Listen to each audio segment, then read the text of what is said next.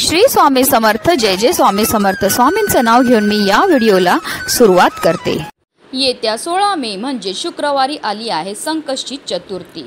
हिंदू धर्मात भगवान गणेशाला विघ्नहर्ता म्हणजे सर्व अडथळे दूर करणारा देव मानला जातो। असे म्हटले जाते की जर भगवान गणेशाची नियमित पूजा केली तर जीवनातील संकट कमी होतात आणि सुख समृद्धी येते। पंचांगानुसार वैशाख महिन्यातील कृष्ण पक्षाची चतुर्थी तिथी शुक्रवारी 16 मे रोजी पहाटे 4:03 सुरू होईल, जी दुसऱ्या दिवशी शनिवारी 17 मे रोजी पहाटे 5:13 असणार आहे। आणि उदय तिथीनुसार 16 मे रोजी एकदंत संकष्टी चतुर्थीचं व्रत हे पाळलं जाईल। हे व्रत केवळ अडथळे दूर करत नाही तर इच्छा पूर्ण देखील करते। या दिवशी खऱ्या मनाने उपवास आणि प्रार्थना केल्याने घरात आनंद, शांती आणि समृद्धी येते। धार्मिकदृष्ट्या हा दिवस अत्यंत महत्त्वाचा असल्यामुळे या दिवशी काही प्रभावी उपाय आणि सेवा देखील केल्या जातात। आणि म्हणूनच संकष्टी चतुर्थीच्या दिवशी तुम्ही व्रत नाही केलं तरीही चालेल, पण सकाळीच इथे लावा फक्त असा एक दिवा। हा दिवा लावल्यामुळे आपल्या कुटुंबावर कधीही कोणत्याही प्रकारचं वाईट संकट तर येणारच नाही, पण आपलं 7 पिढ्यांचं दारिद्र्य नष्ट होऊन आपल्यावर अखंड गणपती बाप्पांची कृपाही होणार आहे। अतिशय प्रभावी असा हा उपाय आहे। तर तो दिवा कसा लावायचा, कोणत्या वेळेस लावायचा, त्याबद्दल सविस्तर आणि महत्त्वाची अशी माहिती मी तुम्हाला या व्हिडिओमध्ये देणार आहे। तर व्हिडिओ पूर्ण पहा आणि जर तुम्ही माझ्या चॅनलवर नवीन असतील तर चॅनलला सबस्क्राईब करा आणि शेजारी बेल आयकॉन सुद्धा प्रेस करा, जेणेकरून तुम्हाला माझ्या नवनवीन व्हिडिओचं नोटिफिकेशन हे मिळत राहील आणि तुम्ही एक पण व्हिडिओ मिस करणार नाही। कमेंटमध्ये ओम गणपते नमः लिखत केला। संकष्टी चतुर्थीच्या दिवशी आपल्याला सकाळी ब्रह्ममुहूर्तावर उठायचं आणि अंथरुणामध्येच आपल्याला गणपती बाप्पांचं स्मरण करायचं आहे। कारण असं म्हटलं जातं ब्रह्ममुहूर्तावर आपण जे पण कार्य करतो त्यामध्ये आपल्याला 100 पटीने पुण्यफळ हे प्राप्त होत असतं।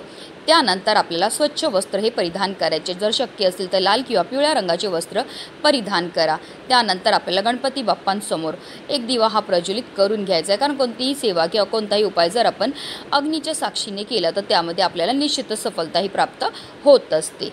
त्यानंतर आपल्याला गणपती बाप्पांसमोर व्रत करायचा संकल्प हा करून घ्यायचा आहे। गणपती बाप्पांची जर तुमच्याकडे मूर्ती असेल तर त्यांना पंचामृताने किंवा जलाभिषेक हा करून घ्यायचा। 11 पळी पाणी आपल्याला गणपती बाप्पांच्या मूर्तीवर अर्पण करायचं। प्रत्येक वेळेस पाणी अर्पण करताना आपल्याला निरंतर ओम गणपते नमः या मंत्राचा जप करत गणपती बाप्पांना जलाभिषेक हा करून घ्यायचा। त्यानंतर हे जे तीर्थ आहे ते आवर्जून आपल्याला आपल्या मुलांना त्याचबरोबर घरातल्या प्रत्येक सदस्याला प्यायला द्यायचं। असं केल्यामुळे आपल्या मुलांवर कधीही कोणत्याही प्रकारची संकट येत नाही आणि त्यांच्या बुद्धीमध्ये वाढ होते। त्यानंतर गणपती बाप्पांना स्वच्छ पुसून पुन्हा त्यांच्या स्थानावर आपल्याला ठेवायचं आहे।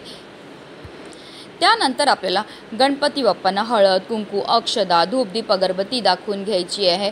त्यांना जास्वंदीचं फूल अतिशय प्रिय ते अर्पण करायचं। त्याचबरोबर 21 दुर्वांची जुडी जी आहे ते आपल्याला अर्पण करताना आपल्या मनातली इच्छा बोलायची आणि गणपती बाप्पांच्या चरणावरती दुर्वाची जोडी जी आहे ती अर्पण करायची। त्याचबरोबर गणपती बाप्पांना गोडाचा नैवेद्य हा अर्पण करायचे। तुम्ही मोदकाचा नैवेद्य दाखवू शकतात किंवा तिळाचे लाडू दाखवू शकतात किंवा तुम्ही गुळ खोबऱ्याचा नैवेद्य दाखवला तरीही चालणार आहे। त्यानंतर गणपती बाप्पांची आरती करून घ्यायची आहे।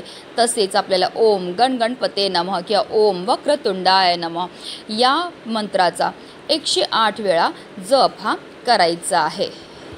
तसेच संकष्टी चतुर्थीच्या व्रत कथेचं पठण किंवा श्रवण करायचं आहे। त्यानंतर रात्री चंद्रोदयाच्या वेळेस चंद्राचं दर्शन घ्यायचं आहे, त्यांची पूजा करायची, त्यांना जल अर्पण करायचं आहे आणि चंद्र पाहिल्यानंतरच आपल्याला उपवास हा सोडायचा आहे।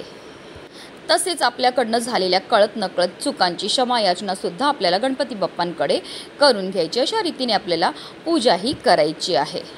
आता हा उपाय आपल्याला कधी करायचा, तर हा उपाय आपल्याला संकष्टी चतुर्थीच्या दिवशी सकाळीच करायचा आहे। देवपूजा केल्यानंतर तुम्ही लगेचच हा उपाय करू शकतात किंवा जास्तीत जास्त दुपारी 12 वाजेपर्यंतच तुम्ही हा उपाय जो आहे तो करू शकतात। 12 वाजल्यानंतर तुम्हाला हा उपाय करता येणार नाही। आता या उपायाकरता आपल्याला एक दिवा हा तयार करून घ्यायचा, पण हा दिवा आपल्याला कणकेपासून तयार करायचा, कारण सर्व दिव्यांमध्ये सर्वश्रेष्ठ दिवा हा कणकेचा मानला जातो। आपल्याला कणिक मळायचं आहे, मळताना त्यामध्ये थोडी हळद टाकायची आणि त्यापासून आपल्याला एक दिवा हा तयार करून घ्यायचा। या दिव्यामध्ये आपल्याला 2 वातीची 1 वात करून 4 दिशेला 4 लांब वाती ह्या टाकायच्या। तर अर्थात काय, तर आपल्याला एक चौमुखी दिवा जो आहे तो तयार करून घ्यायचा आहे। आता या दिव्यामध्ये आवर्जून आपल्याला शुद्ध गाईचं तूपच टाकायचं आहे। आता काही कारणास्तव नसेल तुमच्याकडे गाईचं तूप तर रोजच्या देवपूजेमध्ये जे तेल वापरतात ते टाका आणि त्यामध्ये तुम्हाला चिमूटभर हळद ही टाकून घ्यायची आहे। आता आपल्याला एक प्लेट घ्यायची आणि प्लेटवर हळद आणि कुंकूने एक स्वास्तिक काढून घ्यायचं। त्या स्वास्तिकला आपल्याला हळद कुंकू अक्षदा अर्पण करून घ्यायचे आणि त्यावर जो दिवा आपण तयार केलेला आहे तो ठेवून द्यायचा आहे।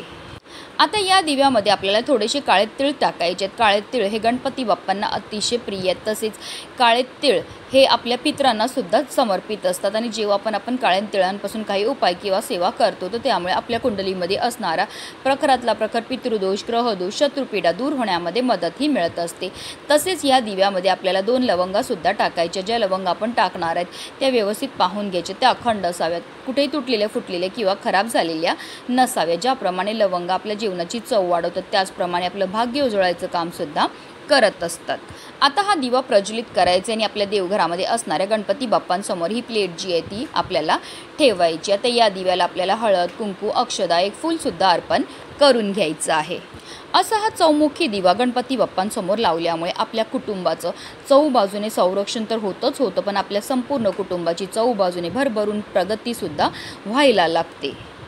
आता या दिव्यामध्ये जे आपण लवंग आणि तूप टाकले तर त्यामुळे माता लक्ष्मी आपल्यावर प्रसन्न होते आणि तिचं अखंड आगमन आपल्या घरामध्ये होत असतं, कारण या दोन्हीही वस्तू माता लक्ष्मीला अतिशय प्रिय आहेत। आता हा जो इच्छापूर्ती दिवा आपण गणपती बाप्पांसमोर प्रज्वलित केला त्यामध्ये आपल्याला तेल किंवा तूप एवढं टाकायचं जेणेकरून हा दिवा कमीत कमी रात्री 12 वाजेपर्यंत तरी प्रज्वलित राहील। अशा रीतीने आपल्याला हा उपाय जो आहे तो संकष्टी चतुर्थीच्या दिवशी करायचा आहे। हा उपाय करून झाल्यानंतर आपल्याला हात जोडून गणपती बाप्पांना प्रार्थना करायची, आपल्या जीवनामध्ये असणारे जे संकट आहेत, विघ्न आहे, दोष आहे, दारिद्र्य आहे ते दूर करण्याकरता मनोभावी प्रार्थनाही करायची आहे। आता दुसऱ्या दिवशी आपल्याला काय करायचं, या दिव्यामध्ये ज्या असणाऱ्या वाती आहेत त्या आपल्याला एका प्लेटमध्ये घ्यायचे। तसेच या दिव्यामध्ये जे आपण 2 लवंगा टाकल्या तसेच काळे तीळ टाकले ते सुद्धा आपल्याला प्लेटमध्ये काढून घ्यायचे आणि त्यामध्ये 2 ते 3 वड्या आपल्याला भीमसेनी कापूरच्या टाकायच्या आणि त्या प्रज्वलित करायच्यात आणि ह्याचा जो धूर आहे तो आपल्या संपूर्ण घरामध्ये ओम गण गणपतये नमः या मंत्राचा जप करत फिरवायचा। असा हा धूर आपल्या घरामध्ये फिरवल्यामुळे आपल्या घरामध्ये असणारी जेवढी पण नकारात्मकता, इडापिडा, दोष, अलक्ष्मी असते ती घरातनं काढता पाय करून निघून जाते। त्याचबरोबर हा जो दिवा आहे जो आपण कणकेपासून तयार केलेला तो दिवा आपल्याला एखाद्या झाडाखाली नेऊन ठेवायचा आहे जेणेकरून तिथे असणारे पशुपक्षी, कीटक हा दिवा खातील। हे सुद्धा आपल्याकडनं केलेलं एक प्रकारचं दान असतं आणि हे दान केल्यामुळे आपल्यावर गणपती बाप्पांसोबत महालक्ष्मीची सुद्धा भरभरून अशी कृपा होत असते। अतिशय प्रभावी असा हा उपाय केल्यामुळे आपल्या कुटुंबावर कधीही कोणत्याही प्रकारचं वाईट संकट तर येणारच नाही, पण आपलं 7 पिढ्यांचं दारिद्र्य नष्ट होऊन आपल्या संपूर्ण कुटुंबाची भरभरून अशी प्रगती होणार आहे। म्हणूनच व्हिडिओ जास्तीत जास्त लोकांपर्यंत शेअर करा। श्री स्वामी समर्थ, जय जय स्वामी समर्थ।